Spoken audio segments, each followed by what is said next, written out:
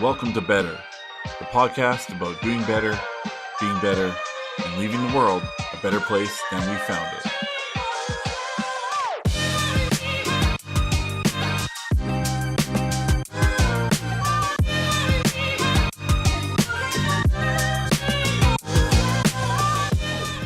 What's going on, everybody? Oh, we got echo, Ben. Kill that speaker. What's going on, everybody? Welcome to Better. Skylar is on vacation, so you got Ben today. And, Ben, when's the last time you did an episode? Well, first three, right? Yeah, it was the first three. First three. Okay, so we'll give Ben a little slack on this one. I'm Jay, I'm your host. This is the podcast about doing better, being better, making the world a better place. And our guest today, who I'm going to talk to in a minute, he is one of those guys that you just see on Instagram, and it seems like everything he is doing is to the mantra and to the mission of this podcast. So it's very cool to have him. I just want to touch on a couple things before we get going. So you see, we have our guest podcast and then I have the podcast where I do them by myself, and I'm just talking about my betterment journey as I go along. I think we're at the point now in this podcast where you guys can start reaching out to us with what you've gone through to be better, and we're going to start doing some of the solo episodes and bringing you guys in. I know everybody's really like the celebrity betters where we're talking, like Smallville stars or WWE stars, the sports stars and all that. We have a sports star today. But I also want to get some of you guys involved. So if you've got a journey of doing better, being better, making the world a better place, we'd love to hear from you. Somebody who I have had correspondence with, who I'm very excited to get on the show at some point. His name is Moses, and he has created, I can't even believe that it's taken this long for it to exist. He's created the ability to, at mass scale, turn air into water. And he's going to disaster zones and providing free water. I think it's each machine's 550 gallons a day or something like that, of free, filtered, pure water. So very cool. Moses, definitely make the world a better place. And any of you guys that have any stories, I'd love to hear from you. Just shoot me a DM or leave in the comments. One of us will go through those comments and we'll get back to you if we can have you on the show. And on that note, many of you are American, so you're not entirely familiar with the CFL, which is the Canadian Football League. The few of you might have seen a few years back, The Rock reposted a clip from a game with the Winnipeg Blue Bombers. I believe it was the Grey Cup game. It was 4 years ago, and it was the most insane ending to a football game that has ever been seen. And he reposted it and said, CFL action is always the most exciting football in the world. And I know a lot of people then, I go down and I spend a lot of time in Las Vegas, and people say, the CFL, that's the thing The Rock posted about. And that's exactly it. That is the thing that The Rock posted about. And one of the greatest players to ever do it is in the studio with me. His name is Adam Bighill. He's a Winnipeg Blue Bomber. He is a champion among champions. Adam, how's it going, man? Good, man. Happy to be here and Shen. Yeah, we haven't seen each other in a few years. It was the beginning of the pandemic, right? Last time. Yeah, and we chatted, kind of shut down, and man, everyone kind of hunkered away, and we're kind of back doing our thing. Yeah, I mean, you're doing your thing in a big way. Yeah, working on it. You can't go anywhere in this city without. I mean, I was saying to you earlier, I need to get a something signed for this 97-year-old fan, right? Everybody of every age, I don't care if they're 4 or if they're 94, know Adam Bighill because of the contribution you've had to this team. Sports is one of the very few, televised sports, professional sports is one of the very few journeys where you can see someone that you see the ups and downs in every piece of that journey, and you see how somebody comes back to being better, where they, let's say an injury or a slump, and then they come back and they just rock it. What's it like to have your every move analyzed and sometimes criticized? Sure. It's a great question. I think first and foremost, like for me, I put all the pressure on myself, like the outside pressure of media, fans, whatever. I never let it get to me because that pressure is pretty small in terms of the pressure I put on myself to perform. So I don't ever actually think about it because I'm so busy focusing on the preparation and the work that goes into building the confidence to go out and perform. So I expect myself to go out and dominate. I mean, I absolutely expect it because I put in the work. Right. You know what I mean? And that takes away the nerves. That takes away any sense of pressure that you might feel because you're prepared to go out and dominate. So then what's the flip side of that when you don't? How do you even reconcile that in your head? Well, I mean, the easy, quick answer is, prepare. Yeah. Right? I mean, I would never go to a game not prepared, and that, I mean, at this point, I've been playing going in my 14th year and being able to win 3 Defensive Player of the Year awards, be in 5 Grey Cups, win 3, multiple All-Star awards. I mean, I'm only here because of the work that I put in on a consistent basis, right? So, Right. For me, like, you just equate it to, you're going to go take a test, I hope you would have studied the last couple of weeks before you go take this major test, right? So you can feel confident going in there and not nervous about this test, So, I mean, it's the same thing, but obviously, like you said, we're on a stage that everything is going to be magnified, right? So, the stakes are a little higher, if you will. A little bit, like I go to lots of games. I go with my mom, my dad. I go, with friends, and you see, I like to be in some of the most active zones where people are just losing their minds over the game. But you see, like, the guys are like, oh, I so would have caught that ball, or I so would have gone left when he went. What is he even thinking? And things like that. And it's just. It's so crazy because I mean, my job is I'm in an office. I test and test before I put something out to the world. And sometimes even things just don't work in technology. It's just the way technology is. But I don't have all that rabid attention, where perfection is expected all the time. I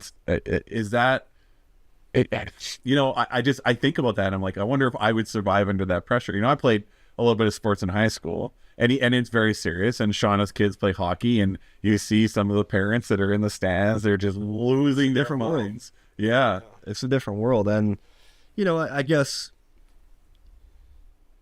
when you are in it, you're in it, right? And it just becomes normal, and you're used to it. And so like when you're outside of it, you can feel the big, difference between the two worlds. Right. So I mean, something you don't really think about while you're in it, but I mean, I can understand how, it does seem very daunting to somebody who's not really in that world, right? Yeah, because I mean, I have Ben and a few of my staffers that cheer and scream when things go right or wrong. You have 20,000 plus people that are just losing it at your every move. I couldn't imagine because, let's say you have a bad game, right? It happens. So you're not going to be perfect. And then you have to be able to get past that. And I think that's a testament to your character, probably, and the character of athletes, is the fact that you can get past that, because you might be playing, like, how often, I guess the schedule's in Once a week. About 1 a week. Yeah. So in a week, you have to be able to shut that voice down and come back and strive for that perfection the next time. How do you prepare? Like, what is the mental preparation? Well, I mean, there's so much goes into it. I mean, football is such a violent chess match, if you will. Yep. It's the most violent chess match in the world. Interestingly enough, you need to spend more time outside of the field than you actually need to do on the field or in the weight room. And most people might not think about that. But like I said, it's a game of chess, and you need to know how your piece needs to move. Mm-hmm. You need to know how they're trying to move their pieces. And when you understand that part of the game, it allows you to more or less take a playbook that's this thick and bring it down to a playbook that's this thick. Okay. Anticipate what's coming next. And that helps you play fast, right? Like, it helps you play fast. It helps you get your teammates in position to play and make plays and play fast. So, like, the mental aspect of football is so much larger than one would imagine, from the amount of film that we watch, the amount of data that I go through and find statistical analysis points that really give me keys on what's about to happen. When I see it, I can clue in and call out plays for my teammates, like I was saying. So, like, you have to have a process. And that's what's great about veterans on the team. You need to have veterans that obviously know how to win and have done it, and they have a process of doing things that they know work. Right. And that's what you try to get to share the young guys and build that build that team that you can operate consistently, right? You don't want to be always, up high or up low and, anywhere in between. You want to be able to be repeatable. Okay, yeah, right. And repeatable comes from a process. Right. It's funny. I was watching, I don't know, do you watch TV show Smallville? I've seen it a little bit. Okay, so I was a rabid fan back in the day. I'm a huge Superman guy. And I was watching an early episode about a week ago, and they always portray football players the same in all TV and movies. Dumb jock, right? Who needs to cheat off of the nerd to get to pass a test and everything. But, I mean, you can't do everything you just said and be a dumb jock. I think you just dispelled the whole root with all the stereotype. Yeah, I mean, and not only that, maybe you should add linguistics. I mean, football and terminology is a whole nother language, Oh, that is true. The terminology and the things that we'd be talking about and saying, everyone's like, what? Yeah. Way over your head, right? Yeah. So it's a whole nother language with that being said. And so, yeah, I mean, it's extremely complicated, with the idea of making it very simple from, the execution of all that. But, yeah, to the average person, there's so much that goes on that you would never even think about, in terms of let's line up 2 steps this way instead of there, as opposed to, I mean, there's so much to it, right? And, yeah, so you got to be smart to be able to play the game. The best athletes who are going to play the longest. I mean, you look at a guy like Tom Brady. Why is he playing the game so long? He takes great care of his body. Yeah. Obviously, he can throw the ball, sling it, right? But mentally, he's played the game 3 different ways, and you've already played it right now on the field, and he knows exactly what he's going to do. Yeah. He's in complete control. And, those are the kinds of things that allow you to be successful. Well, I think about, I've always thought about this element of sports is that it's just so public, everything that everybody goes through in their daily lives. It's just amplified. It's 1,000 times. Yeah, bigger, good and bad. Yeah. On the field, off the field, stuff gets blown up. You see a lot of athletes getting in trouble.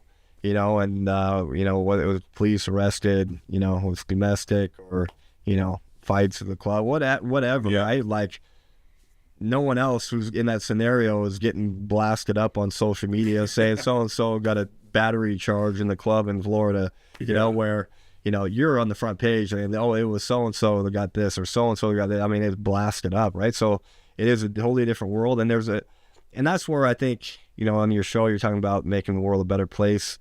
I think athletes all have a responsibility to make the world a better place and really be that standard that every kid needs to look up to and be able to set a good example. I think that's an extremely important responsibility that we all have. And for that reason, like good or bad, it's magnified. Yeah. So you need to magnify the good and be able to help so many people out there that need the help because you have the ability to do it, right? Right. Yeah, no, that's a good point. The other thing is that let's say typical week. So the season has started. Okay. So you're doing game 1. How much time is spent on football each week? Oh, that's a great question. Like I'm there before 6, and I'm probably out of there around 3:30. So I don't know what on like a daily routine. 3-4 days out of the week for prep, and then the other days are more get your rest, recover. Right. Okay. Is that when you're also doing film? I mean, we're looking at easily. I mean, I can't even count the hours. I've never even counted. It's just like because my day, like I don't. A lot of times we play on a Sunday, we play on a Saturday, we play on a Friday, then you play on a Thursday. Like, I don't know what day of the week it is. Yeah. I know we have a day after the game. We have a day off. You get 1 day off a week, and then you got day 1, day 2, day 3, day before, game day. And that's how I live my world when it's football season. So I don't know if it's Monday or Tuesday. I know it's day 1. Right? And I know what I do on day 1. I know what I do on my day after the game. Right. And my process stays the same. And I know how to operate, right? So in terms of all of that, like I just know it's an absorbent amount of time, and I know on my day off I'm still going in and getting treatment and working out and then coming home, so like it's not a complete day off, right? So I just know it's completely absorbing, right? So that's kind of what I was thinking. So work-life balance is of course the conversation of conversations these days. Everybody has that's one of the ways that people are always trying to do better in their lives is find more time for their family. I mean, I look at you and your wife and your family, and it seems like, social media can always gloss over things, make things seem, but it seems like you guys got it all figured out, right? In terms of the balance and all that. I mean, how do you balance so many hours with football and then having a full family? I mean, you have a full family. Yeah. So, I mean, with that being said, I'm also a financial advisor too, right? Focus on wealth management, insurance planning, financial planning, all of that. So a whole nother part of my life that I have to account for with managing portfolios, managing clients. I have a team behind me that helps all of that, but still there's a lot of responsibility on my shoulders that daily I wear during the season, out of season, all of that, right? So, before I get to the stadium, I've already been spending 30, 45 minutes reading in the morning on the financial markets, right? Stuff like that. So coming home, being able to do a few things. And then after that, after football and after I've done a few things on the computer, it's family time. Shut it all down, take the kids to practice, events, doing what we could do. I mean, it's doing family time. And with that being said, my wife, she is the MVP. Christina is amazing. There's a lot of sacrifice that I have to make and my family has to make for allowing me to do what I do at such a high level. Right. And she's been amazing. She played D1 college golf. Okay. So she knows what it takes to be at the top of her game and at the top of your game. And golf is like, what, you 4.5 hour round? Yeah. Well, they practice before their round. They'll go play a round, and what do you think they do after the round? They'll go practice again because that shot they hit on the night, of course, came up short. They're going to go hit that shot 15, 20 times. A round of practice, then do a full round, and then they go back and go practice or putting. I mean, you talk about time spent. She knows about time spent. Yeah. And so, inevitably, like, she's been the thing that makes this work. And having someone who supports me, a family that supports me, because, I do a lot of things. I do a lot of things in the football world, in the financial world. I do a lot of things in the charitable world. And, I do, obviously, the rest of the time really focus on family.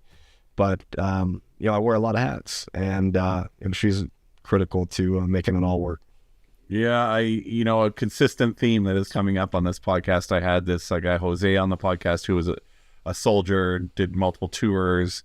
Now he's an advocate for vets, for suicide prevention and PTSD prevention in vets. I've had all these different guests on, and the consistent message has been the partner. The partner you pick really defines whether you can pull it off or not. Sure.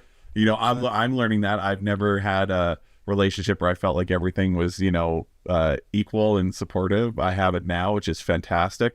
And I always looked at like your Instagram or people that they're performing at a high level and have a lot going on in their lives, and yet they have a relationship that works, and going, man, I just want that so bad, but at the same token, she must whoop your ass at golf. Absolutely. Yeah. Yeah, she kills me everywhere we go. Humble. Like, oh, you're bringing your wife? Because I don't know if I want to play it yet. Humble. Yeah, and when you guys go out, I'm sure in this town, when you go out, there's people that know you everywhere you go. Yeah, absolutely. Even though you wear the helmet most of the time. Was that across Canada, really? Yeah, I guess so. Yeah, that would make sense. So, how do you guys deal with that? Because there's got to be people that interrupt here.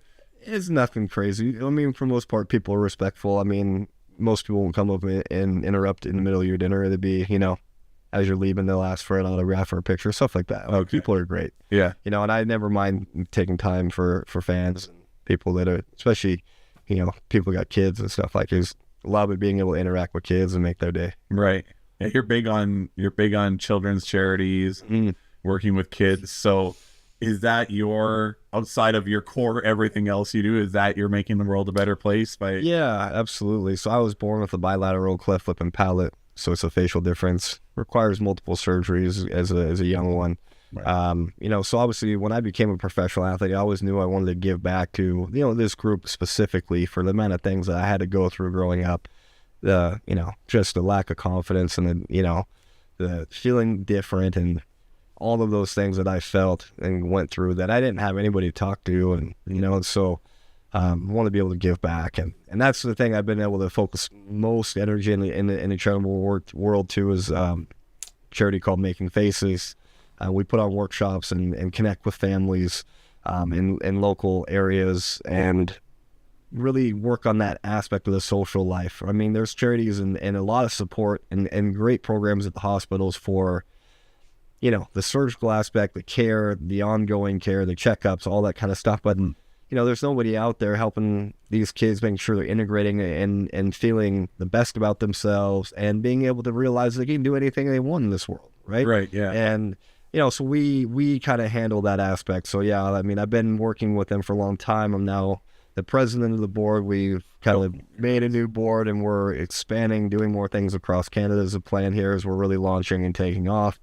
So overall, doing a lot to help these kids. That's awesome. I've always had difficulty with it because I grew up in a very multicultural family, and I saw that what people go through, that they're different than the majority. Like, I lived in a small town where nobody really interacted with any person of color, right? And you get this, like, people acting just strange. They feel like they got to act differently. Like, but the fact that we define ourselves by our differences, I've always found ludicrous. And the older I get, the more hopefully mature I get. I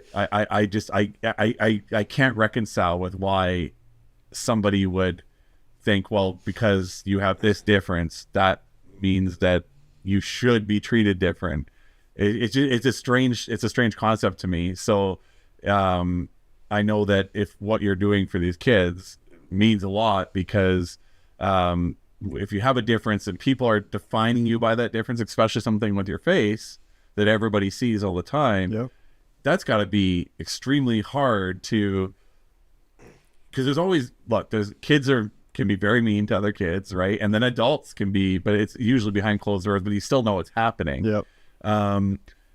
How important do you think it is to do you think there's ever going to be a time where we get past that? You know what? I don't know. I mean, I hope so. I think bullying is different now than it used to be. Some aspects I think are better, some aspects I think are worse. Obviously, the social media aspect of social online bullying is a whole new animal. I don't think we'll ever get past it, but I think we are making a difference. I mean, I've done a lot of anti-bullying training and talking to different schools and kids. We're talking about from kindergarten up to 6th grade. And so we're hoping on that generation growing up and understanding and learning how to change bullying, right? Right. Some of the stuff that's already been doing, at older age groups, it's going to be hard to change, and then they're gone. I mean, yeah, it's still an important focus, but I mean, trying to get more from the root and fix it. And, I think we're seeing some changes for sure, but completely ridding it, I mean, I think it's really impossible. I mean, there's just, for whatever reason, some deep-rooted stuff that you may not be able to fix, right? I wonder where it comes from, because I mean, you got to think that, we're talking like early ancestors. They weren't really consumed with all this kind of stuff. Sure, they're too busy hunting and gathering to survive, right? Yeah. I always wonder where that came from for us in terms of, looking at somebody. I look at difference and I'm like, ooh, that's interesting. Like, I wonder what their story is, right? That's the whole reason. One of the reasons I do podcasting is because I know everybody's got a different story. Everybody had different struggles. I went through bullying as a kid, like some pretty severe bullying. And, I was a hip hop kid that liked football and basketball in a town that was all country and hockey, right? So I didn't fit in with anybody. Sure. And then but I found them interesting. They found me like I was a freak. So it was this really weird dynamic. And, I see now, my principal had told me when I would complain, stop being such an idiot, stop being a freak. That's what my principal would tell me, right? And now that same school, it's nothing like that, right? Bullying is taken very seriously, which is obviously a very good thing. So when you go to schools, are you encouraged from what you're seeing from kids now? For sure. Yeah, for sure. Yeah, I am encouraged. And I've done a lot of speaking on a bunch of other matters as well.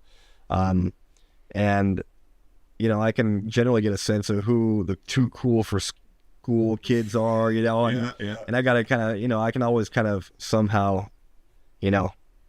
engage them, but first by kind of like calling them out a little bit, and then and then I can kind of get them reeled in and get them to understand what we're talking about, right? So kind of being able to interact with them and get them to listen. You got to use some different techniques and stuff, but you can have an impact, especially on those kids and everybody else for sure who's just who doesn't want a professional football player coming and talking to their school? Yeah, absolutely. Yeah, I was just about to say that. But I mean, you kind of talked about like where does it come from? Our ancestors. I mean, I don't know, at what point did we really, as a society, stop losing empathy and understanding where someone might be coming from and what they might be dealing with? Like, things have gotten pretty cushy. We got roofs over our heads. We got stores right down the road. Anything you want on your phone. This, that. You don't have to leave home. Everything's cushy, right? Yeah. Like we've gotten to and as you said, as you get older, you get wiser.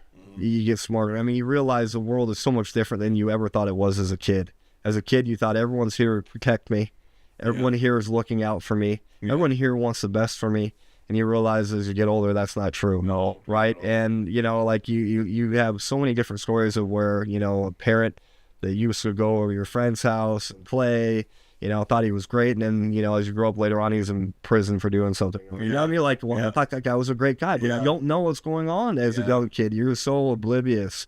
There's just things that are always happening. And I think as you grow up, you learn, there's some issues out there, right? And that's what leaving the world a better place is, why it's so important. Yeah, no, for sure. I still haven't quite figured out yet I mean, it's awesome that you have your thing, right? I still haven't figured out mine yet. Well, you're doing it right now. Well, I'm trying. Yeah, this is definitely me stepping in that direction for sure. I don't think I've found it fully yet. Sure. Where I feel like I used to have a company called Feel the Heat, and it was 18 and under parties. And we would do them in like nightclubs, no alcohol, obviously. But, and there was a couple of kids that said those events really were the only thing they had to look forward to. And that made me feel really good. And then, I've tried to do these little things like Ben here was involved in our campaign to get nurses a contract in Manitoba. That was soul sucking in terms of dealing with politicians, but really rewarding in the end because nurses got what they needed to. But my main thing, that thing where I can wake up every day and say, this is the thing I'm doing. Like you have that. I don't have that yet. At least I don't feel it like right here that I have it. And I search for it all the time. Going through life, and does having a calling make a difference in the way that like in just in how you feel throughout your daily life, knowing that you're actually making the world a better place? Is it a little weird question to ask? Yeah. I mean, at the end of the day, I think, you feel the gratitude, from people that you serve and people who are thankful for what you do in general, right. And that's always a good feeling, and it always continues to encourage you to keep doing those great things because you never know how you can impact somebody. Like I've talked to kids now going on for almost 13, 14 years, and you got these kids now who are adults. When I was talking to one in first grade, right. And some people mess, hey, I remember you came to my school and talked to me and really inspired me, and now I'm on my way to become a doctor. And very cool. Like stuff like that, where like you had an impact, and parents will message me on social media, hey, when you work with my kid in that camp and, he really learned that and he really took off and started loving football and really went super hard at it. And now he's got a scholarship going down south NCAA, the continuous education. Dude, that's going to be such a rush. It's awesome. Yeah.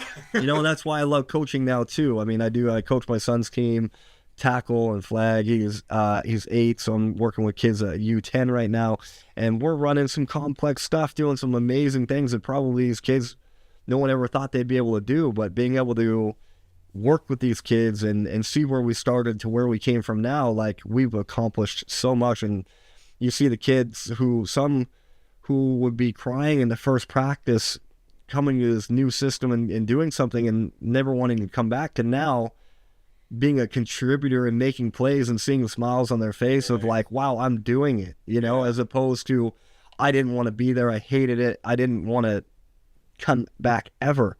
Right. Those transformations are some of the most powerful things that I feel now within the coaching world of not designing the best play for my best players to score touchdowns. Like, that's easy, right? Yeah, of course, yeah. The hard part is getting these kids to grow who maybe never thought that they could, or never were allowed to grow before based on coaches not working with them properly, or just the fact that they're brand new and they don't understand anything. Yeah. Right? And you have to literally build it out of them. Yeah. And doing that now is very rewarding and very fulfilling. You know what I mean? There's these two videos that I've seen that they're both football related. They're almost always football related in terms of, pushing kids further or teaching a lesson. So the first one is, I don't know what TV show or movie it was from, but the coach says that this player says that he can't do something on the field, right? So the coach lines him up and he says, gets another kid to go on his back. Oh, it's the movie, yeah. What movie is it? Oh gosh, I can't remember it. It's it's a Christian football movie. Okay. It's so good though. Like, yeah, he tells me he's only gonna go a certain amount of time. Where he said you're gonna go 20 yards. Yeah, and then he's like, no way, I can't do it. Yeah, he can't do it. And then he's got this blindfolds him. Yeah, blindfolds him. He's got this kid on his back, and he's pushing. He's like, "Coach, I can't." And the coach is just like, "You can do it." Just scream at. And then he takes off the blindfold. And he's in the end zone.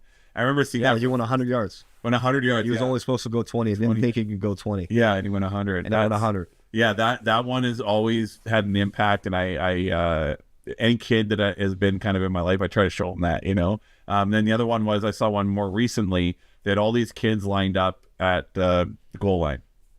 He said, for everything that I say that you have in your life, I want you to take 2 steps forward. Oh yeah, you saw the one, yeah, and then you say, oh, does everybody? It's kind of the overall message is, not everybody starts at the same spot, so maybe you should be a little more gracious and a little kinder to people because you don't know what they're going through, right? Like what you've talked about just now. Yep. And those I've always found, and there's a million of those examples, even from Smallville, like I was talking about. They use football as a way to show the kids that they can do better, or that they can, push themselves past the limits they think they have. And it's always interesting that football, it always comes back to football. Well, you know what? I think it's probably for a reason, because football is the most amazing sport in the world. Okay. Well, maybe, that and soccer. I love soccer too. Okay. But in terms of impacting kids, like in people in general, football, it only works if you got everyone doing the same, like pulling the rope in the same direction. Yeah. Like it really only does. And sports in general, but football specifically, teach you the life lessons that you need: teamwork, hard work, dedication, reliability, how to take a hit, tenacity, like fearlessness, like all of these things like that you need in the real world. Yeah. Like you learn at a very disciplined, high level in the football world. And I think like from that standpoint alone, that's probably why you see it in football. It's really unlike anything because it's so intense, right? Yeah. Like I labeled all these characteristics, but now pump an intensity level on each one of them, right? Yeah. It's not like, hey, can you do this for me? It's like, hey, I need you to do this for me, and I need it to be perfect, and I need it last play, but you do it this play. Yes. Not like, hey, I need that report in about a week or two. And when you get it to me, please, thanks. That'd be awesome. No, like I need it yesterday. We need this now. Yeah. Right. So, that's the interesting thing about football is that you've got to have everybody full on pulling the rope. And as a coach in the football world, or coaching generally, if you're coaching kids and athletes, think about it. You can talk to them differently than their parents talk to them, and you can talk to them differently than their teachers talk to them. You have a specific role in building this young person, and they listen to you differently than those other people in their life. Yeah. And they're there for a specific reason and a different purpose than those other people in their life. Right. And so as a coach, you have an amazing and huge responsibility to grow young people. Turn them into amazing young men and women in our communities. Yeah. And I first learned that from my high school head coach, and he said, hey, our goal is to win. Okay, but if we don't win at all, at the very least, what I care about most importantly is building young men in our communities, and I want you guys to be successful beyond football. Right. So if I only do that, it will be a win. Okay. Right? You know what I mean? Yeah, and that was the main focus. So, and then one of the things he would always say is, when you're done with this program, what would you have done to make it better? Right? We're talking about better here, right? His focus is, how are you going to leave this program and make it better for someone else coming into the program? Right. That's a good way of doing it. Right? Like, and so contribution-based society is probably the best way to go. Yeah. So, I mean, we're talking about, like, what can sports do? What can coaches do? What can football do? And why you see, I mean, the intensity, the way to be able to work with people, the lifelong traits that you're learning that are so important in the real world. Like, there's nothing like sports to be able to build people. Right. Right. Yeah. No, that's a, it's interesting because back in the day, I'd always get into, my friends and I would go out to Sal's after the bar when Sal's used to be open late night. I'd end up having these deep conversations over, Sure, late night nips and everything. And one of them was that athletes pay versus nurses, doctors, and cops, and that doesn't seem right, because it's always, there's a huge gap there, right? But when you put it like that, that's interesting. That it makes you think maybe that gap makes a little more sense in that regard when you look at what it is that sport does. It's kind of that adage where you're talking about somebody comes and they clear snow for you, and then they say that'll be $100. They're like, $100 for 5 minutes work? It's like, no, not for 5 minutes work. It's for the thousands of driveways I managed to clean without nicking a garage door, for the technology I had to buy, the truck I had to buy, for the oil, for the all these things, for the years of experience. It's kind of like that. The contribution an athlete makes, that starts from when they start sport all the way through till retirement, and everybody that touched them as a coach, as a whatever, and all the way through to them then passing those messages on. So it's this huge ecosystem of betterment. Actually, it is. That's interesting. I don't know if I've ever thought. Do you ever think of sports like that before, bud? Not so much. I mean, I played a lot of sports as a kid. Yeah. But I don't have many friends that were active in sports like I was. Right. So, I mean, I was at the point where I probably could have went to college with a scholarship for baseball. Yeah. But I went to such a small school in the country that I didn't get noticed or anything like that. Yeah. It just kind of fell through the cracks, all that stuff. But I never really talked deep about sports.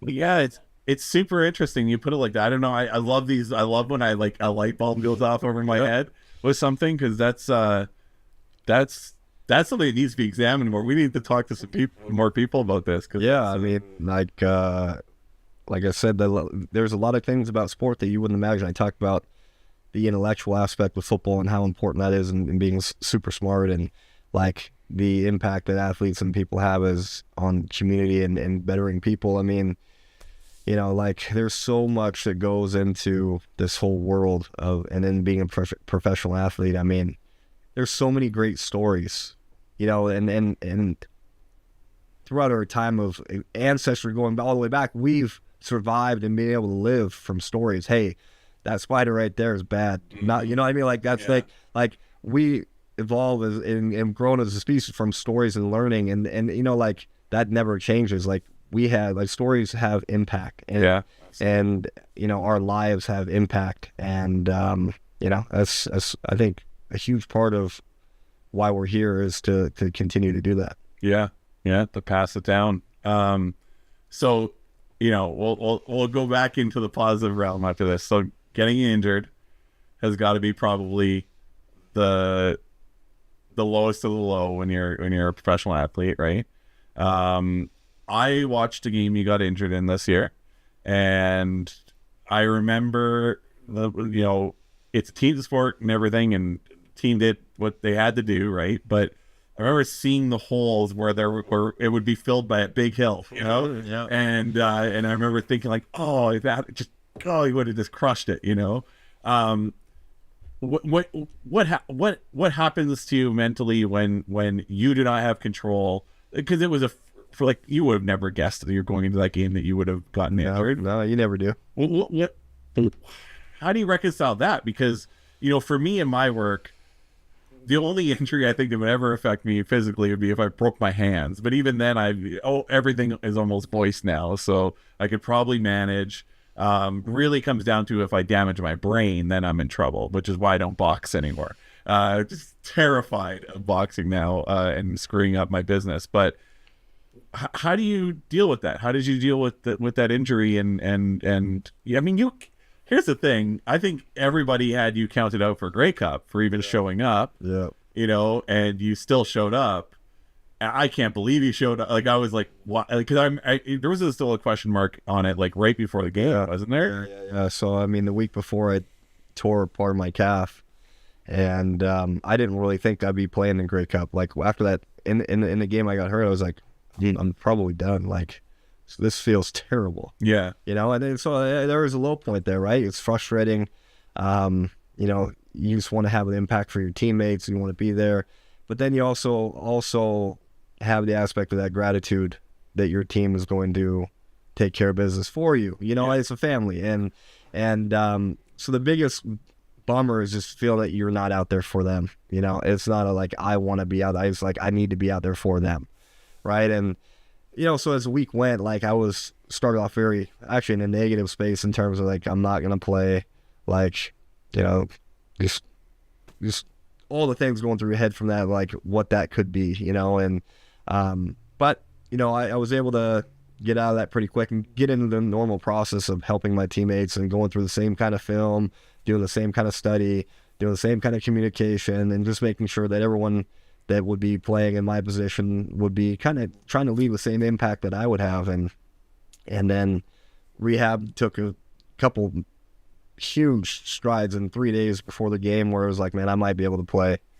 And was able to get it done, get out there and play and fill the role. It wasn't the same role I would normally have, but it was a role that allowed me to get out there and be part of leading the team to being as successful as could be. So, it was an interesting week to say the least. Very happy I was able to be out there. A lot of credit to, our medical team to get me out. And, but yeah, it was one of those from a very low place and obviously getting up to a very high place in a short amount of time. Yeah. I've actually torn my calf before.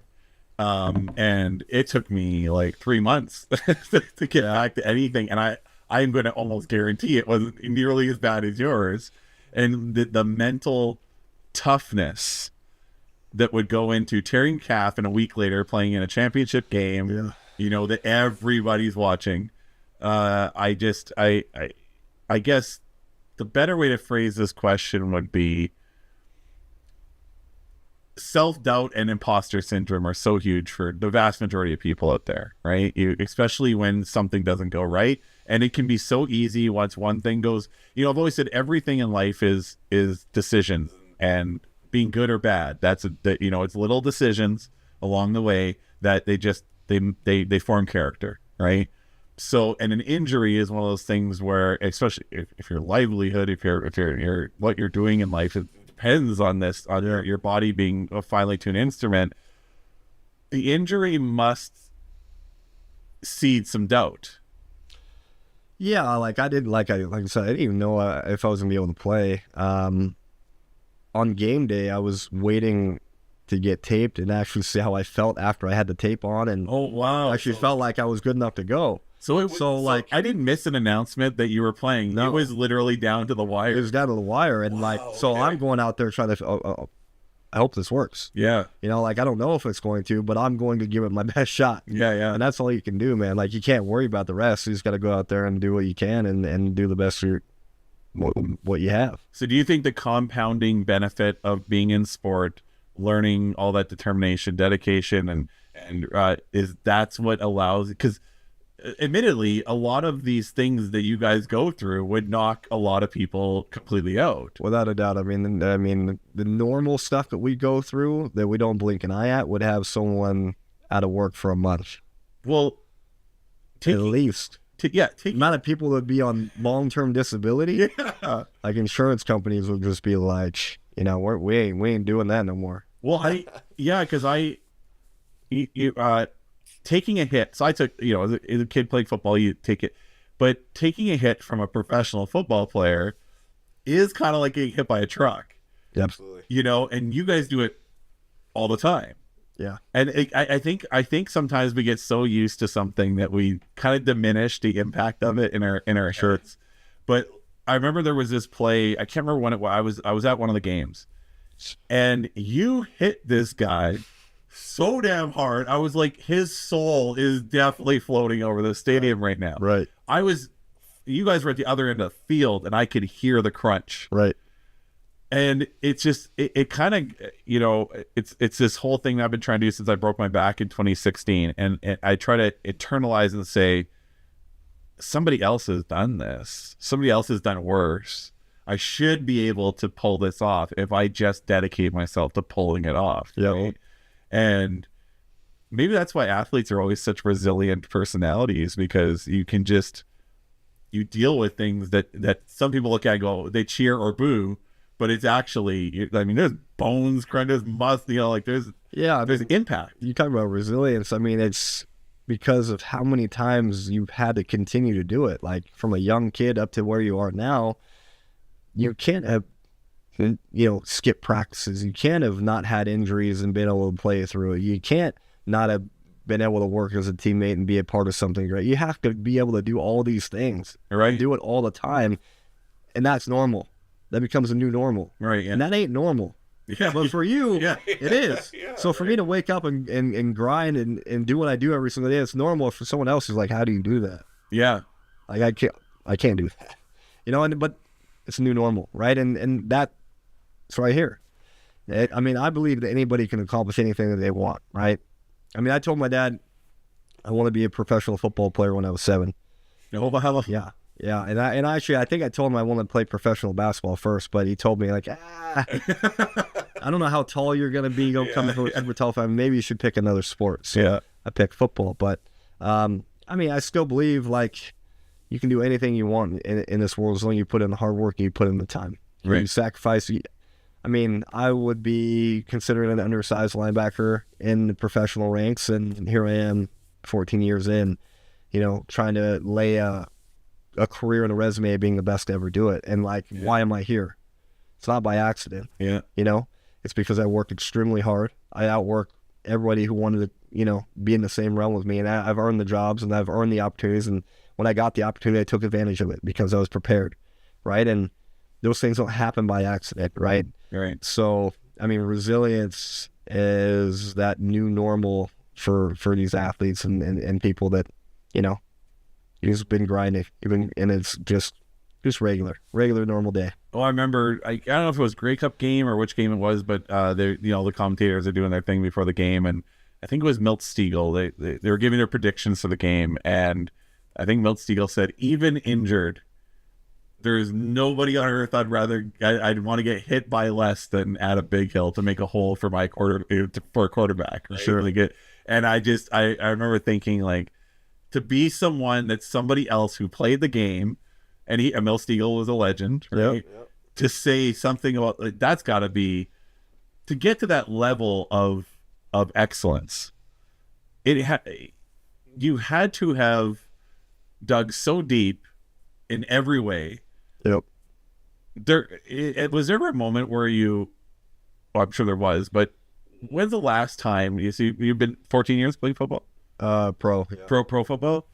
Was there ever a time in those 14 years of playing pro football where you're like, I just can't do this anymore? No. Not one moment. Not one moment. Holy shit. That is, that's pretty amazing. Yeah. I mean, like, this has been my lifelong childhood dream and goal. And like, I'm very competitive. Like, I don't like to lose anything. Yeah. And I don't know. I've had this chip on my shoulder since I was born as a kid, being different.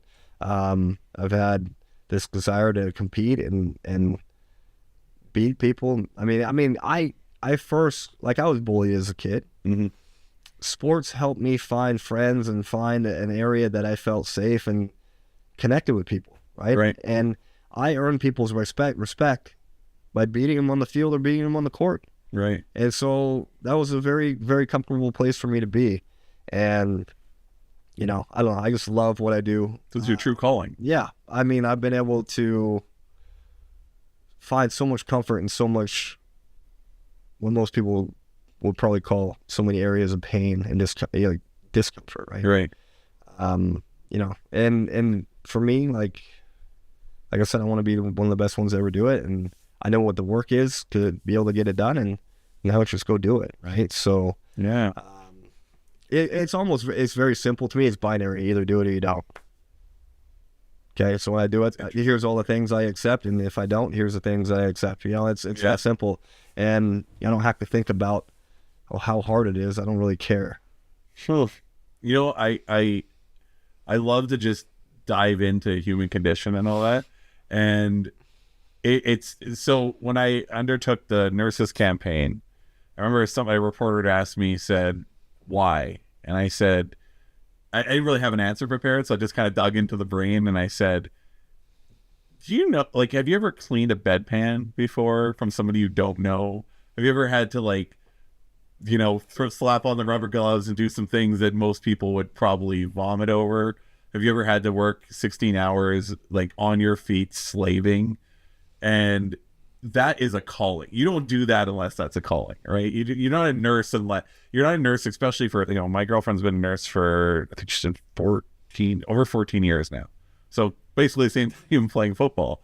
And when I look at that job and I say, nobody's doing that job unless they truly feel that way about it. Maybe that's like the secret of life, is finding your calling. I mean, I think that's absolutely the case. I mean, I think as everyone says, as a kid, like, hey, what do you want to do? What do you want to be when you grow up? I ask these kids all the time when they go to their schools, and then I help them understand what it takes to actually achieve it. Yeah. And, I think that, we need to continue to encourage people to reach their dreams. And the only reason people maybe don't want to is because they, don't want to work for it. Right. And so I try to inspire people to work for it and that it's worth it. Yeah. Like there were so many kids in my college class. I was a pre-med major. So chemistry is all like biology is all that kind of stuff. Yeah. And so people in my class want to become doctors. All of a sudden we're in chemistry and they say, chemistry is too hard. Maybe I don't want to be a doctor. I'll go do something else. Right. Yeah. But wait, you told me this was your dream. You want to be a doctor, but chemistry is too hard. So you're going to bail. Yeah. Right? Like had the dream, didn't have the work ethic, going to go do something else, which is fine. Yeah. Okay. Difference between dream and a calling. Yeah. I mean, probably. Yeah. Obviously, like you're going to work for it. But I mean, it's just interesting that you're going to let a couple of years of chemistry just scare you out of it. Yeah. Right? And where, like what is it in people that allows them to work through that drive? I mean, it's just, it must be the calling, right? Where you're like, this is what I need to do. This is what I'm so passionate about. Nothing's going to stop me. Right. And I think that, that's an important piece that people need to find. Yeah. Cause our journey is very different. I did not use my brain until my 20s. I mean, honestly, I didn't think it turned on until I was like 22. Sure. I didn't know what I wanted to be, and anything I wanted to be was kind of, no work, like I didn't move in the direction of being an astronaut. I just said, I want to be an astronaut. You know what I mean? And that's a dream calling, right?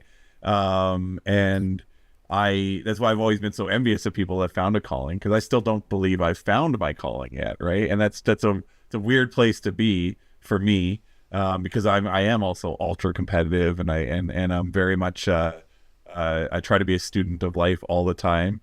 But have you found? Do you know your calling, by chance?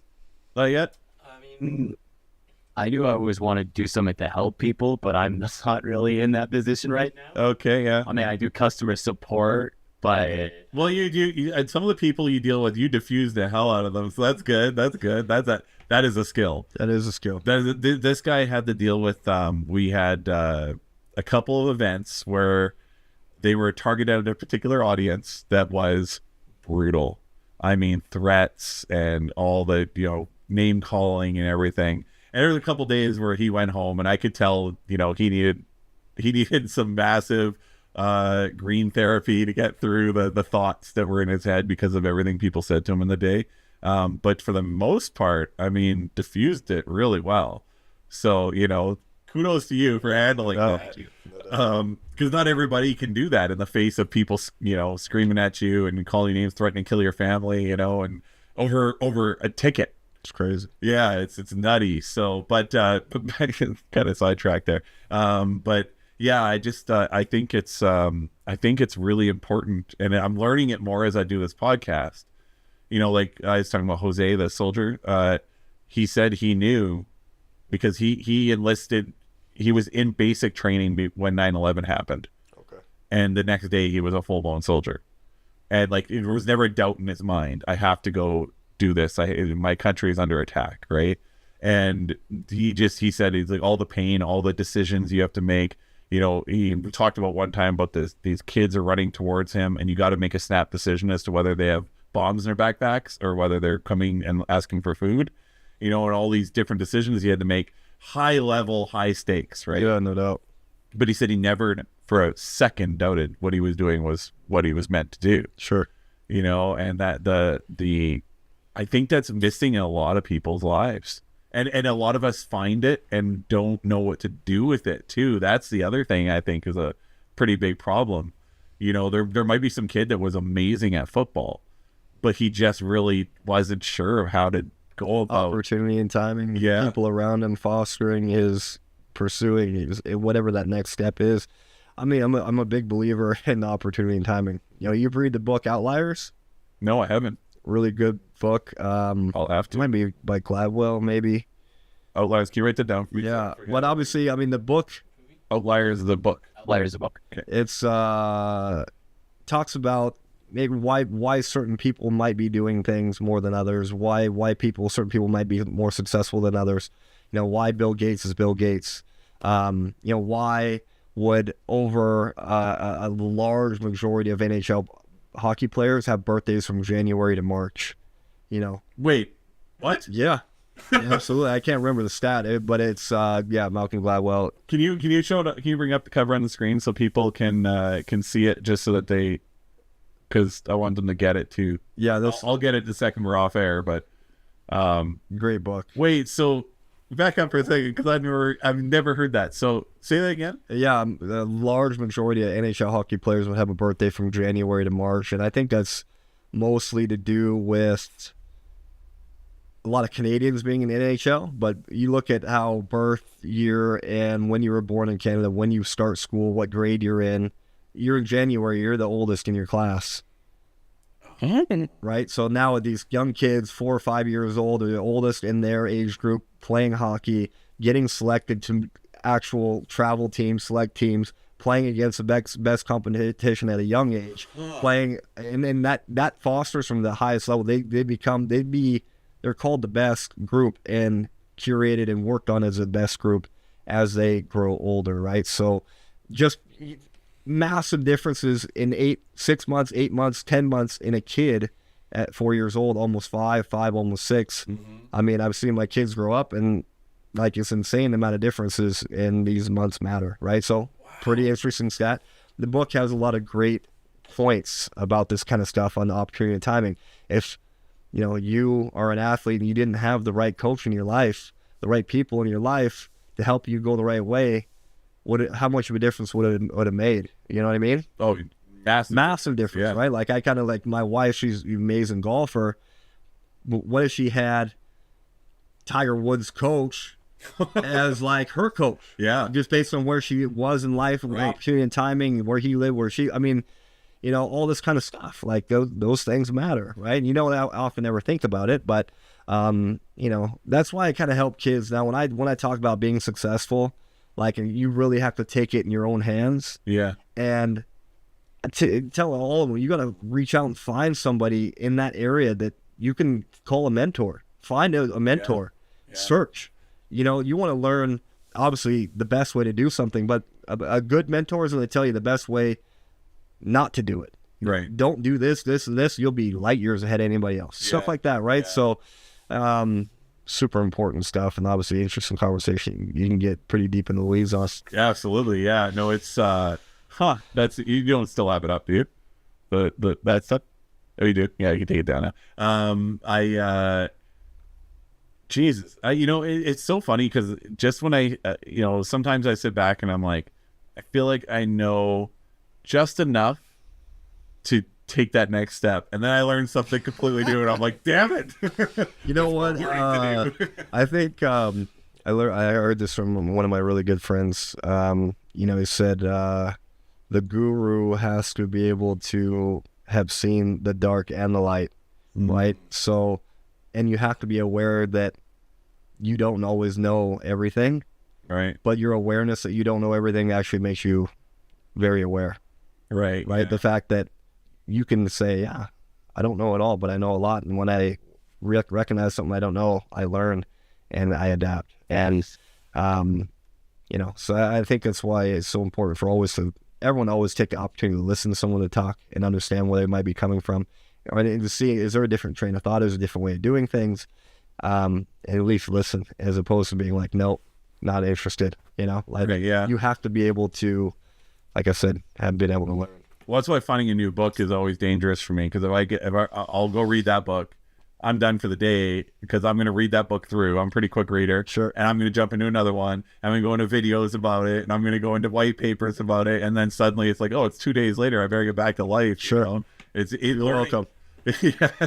Learning is so, I like, nothing in life gets me like learning. Once I get into a learning loop, I mean, the COVID, when we all got shut down and locked away in our cupboards, was good for some and not good for others. It was amazing for me because it allowed me to for a few weeks there was nothing else but learning, and I came out of it. And by about week one, at the end of week one, I thought to myself, I'm like, in this week of learning, I feel like I'm already a better person.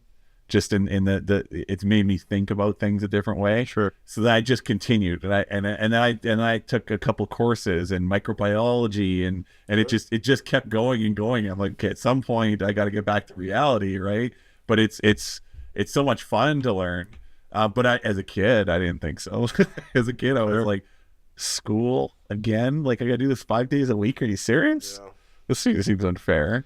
Well, I think there is also a difference in learning things you're really interested about and actually going through the curriculum that these kids are taught. Yeah. I mean, some of the stuff, really not all that exciting. Yeah, not all that. There's some basic learning and stuff that you really got to get. Obviously, we get that, but I don't know.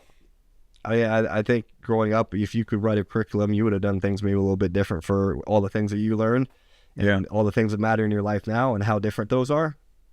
Pretty different, right? Yeah. So I mean, a broad-based knowledge is important on some stuff, but there's no reason why financial education should not be a part of, high school. There's certain classes that you can elect to take if you want. Yeah, I'm saying that's mandatory. Yeah, absolutely. You know what I mean? 100%.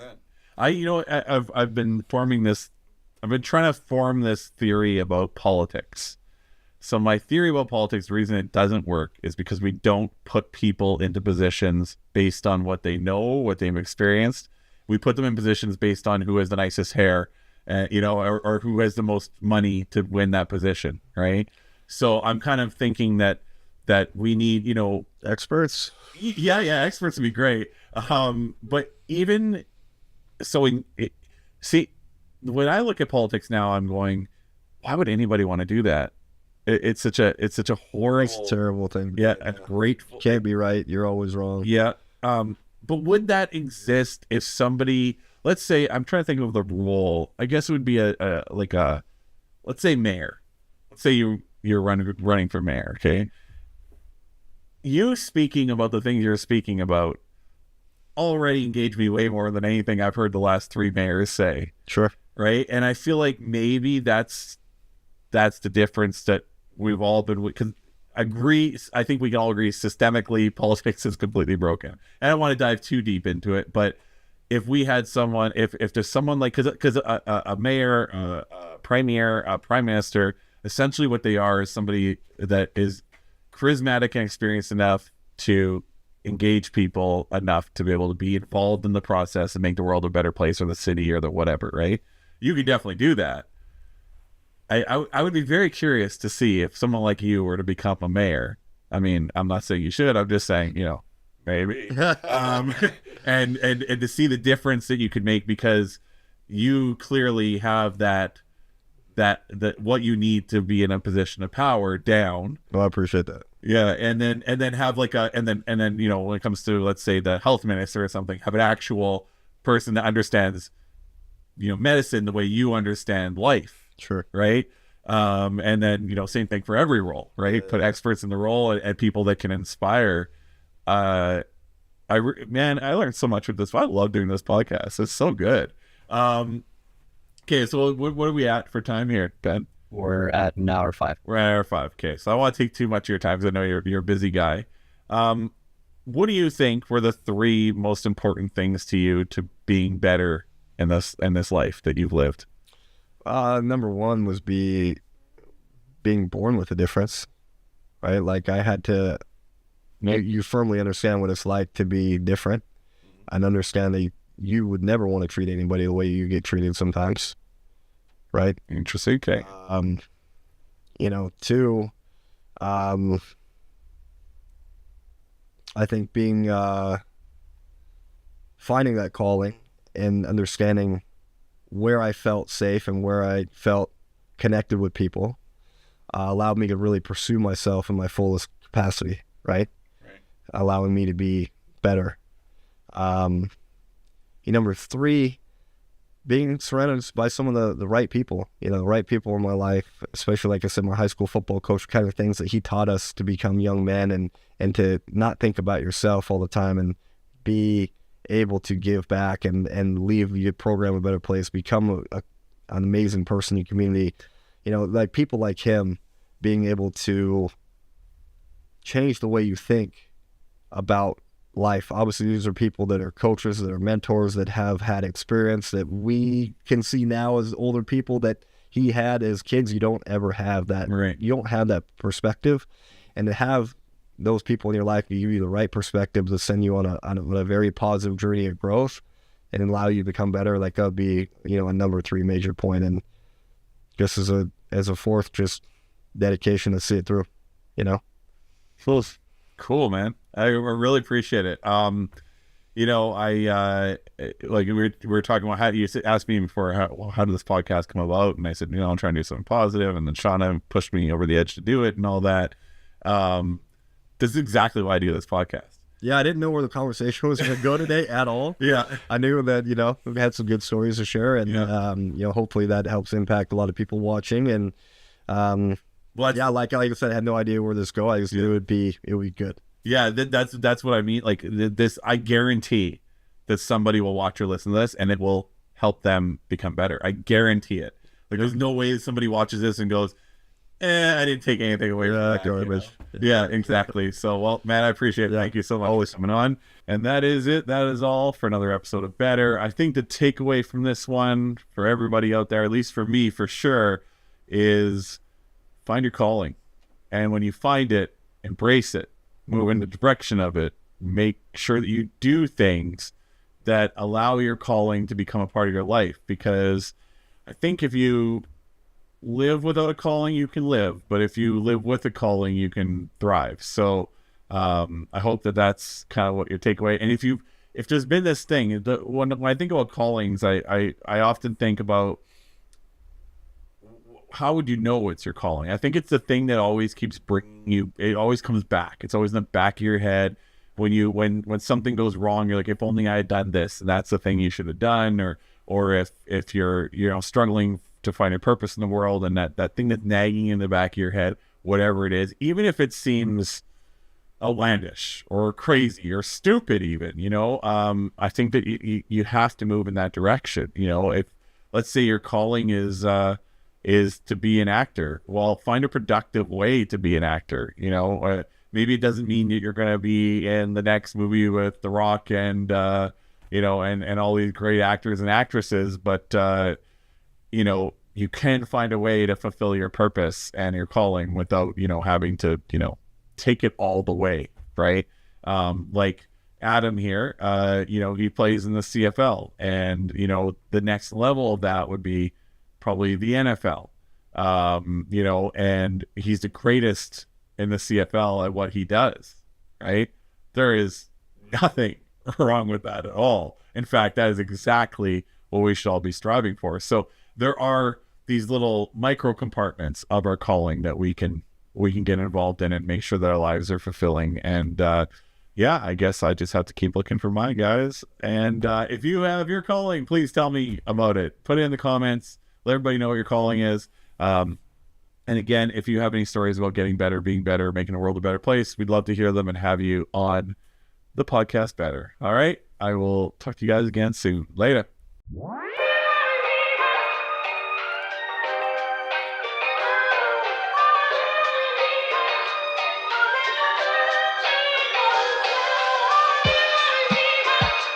Thanks for checking out Better. If you get a chance, subscribe. Hopefully, together, we'll make the world a much better place.